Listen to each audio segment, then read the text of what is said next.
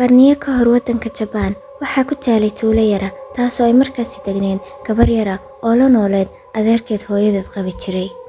Hooyadeed waxay dhimatay bilooyin ka hor iyadoo u dhimatay cudur aad u xun. Aabaheedna wuxuu ku dhintay shil ka dhacay beerta taasoo markaasi kaga tagtay gacmaha adeerkeeda oo ahaa mid aad u naxariis daran.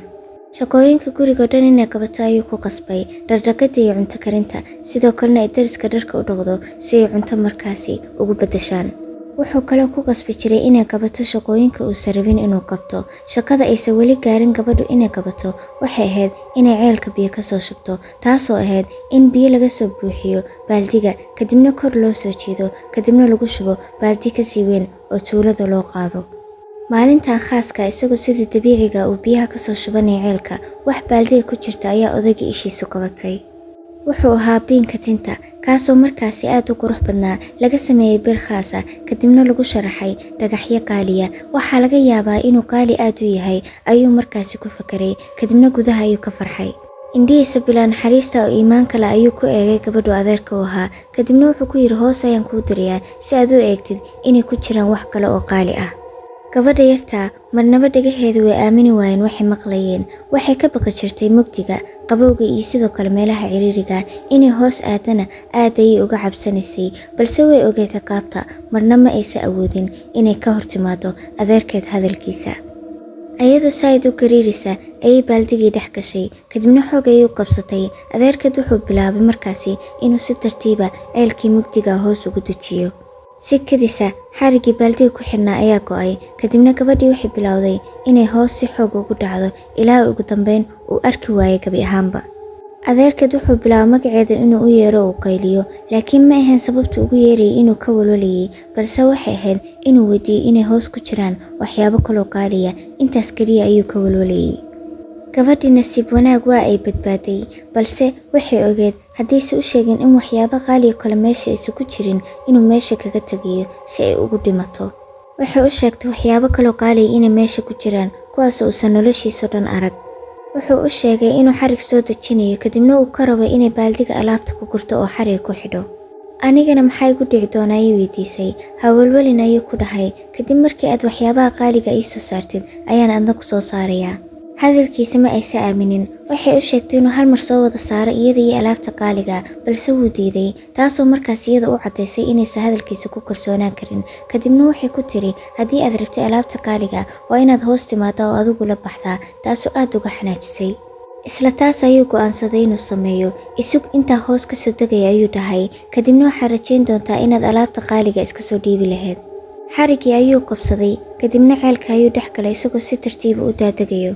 Isla markiiba xarigii ayaa kala go'ay. Gabadh yartaana waxay daawanaysay iyadoo aad u cabsanayso isagoo soo dhacayo oo madax u horeeyo ilaa uu biyihii ku soo dhex dhacay. Waxayna maqashay sharkanta surkiisa kaasoo jabay. Meeshaas ayuuna ku nafwaayay ninkii. Gabadha yarta way aamini weysay waxa indhaheeda arkeen. Hoos ayay u eegtay waxayna aragtay isagoo dhiiggiisa meesha ku faafayo. Qayb iyada ka mid ah way ku faraxsaneen dhimashadiisa, qaybta kalena aad ayay u cabsanaysay maadaama hadda qof soo saaro uusan jirin. Maalintii waxay isku beddeshay habeen. Gabadha yarta waxay isku dayday inay darbiga soo fuusho, balse wuxuu ahaa sibix. Aad ayay u qaylisay, balse codkeeda cidna ma maqal. Ugu dambeyn iyadoo aad u daalan ayay iska fariisatay, waxayna bilowday inay iska oydo. Muddo kadib waa ay joojisay inay oydo, kadibna hoos ayay u eegtay adeerkeed. Waxayna markaasi dareentay xanaaq aad u badan maadaama isaga meeshan keenay. Waxayna ku faraxsaneed inuu markaasi meyd hadda yahay. Si kadisa adeerkeed meydkiisa wuxuu bilaabay inuu dhoola cadeeyo isagoo kor u eegayo. Indhihiisa qaabkay u eegayeen ayaa aad u cabsi geliyay. Ugu dambeynna wuxuu ku dhahay adiga weligaa meeshan ka bixi maysid, waanad ku dhimanaysaa. Mar dhowna aniga ayaad igu soo biiri doontaa. Maya ayay ku qaylisay iyadoo indhaha isku qabanaysa, kadibna wejiga ayay ka laaday. Markay indhaha kala furtay waxay aragtay inuu weli meyd yahay uusan meeshiiba ka dhaqaaqin. Taasi waxay ku sii dhiirigelisay inaysan isdhiibin. Way ogtahay caawa inaysan meesha ka bixi karin. Waxa kaliya ay awooddo waxay tahay inay sugto caawa dhan ilaa subaxii laga gaarayo. Subaxii hubaal qof ayaa imaan doona waana la badbaadin doonaa. Habeenku wuxuu ahaa mid aad u dheer oo hurdo la'aan ah. Ceelka aad ayuu u qaboobaa. Mugdigana waxaa ka soo baxay cayayaan aad u tiro badan kuwaasoo markaasi ku soconayay jirkeeda iyo wejigeedaba. ugu dambeyn subaxdii xigtay ayaa la gaaray, isla markiina waxay bilowday inay qayliso iyadoo rajaynayso markaasi inuu qof codkeeda maqlo. nasiib wanaagna qof ayaa maqlay. nin meesha marayay ayaa qayladeeda maqlay, kadibna hoos ayuu u soo eegay si uu hubiyay inuu qof ku jiro. wuxuuna weydiiyey inay fiican tahay in kale.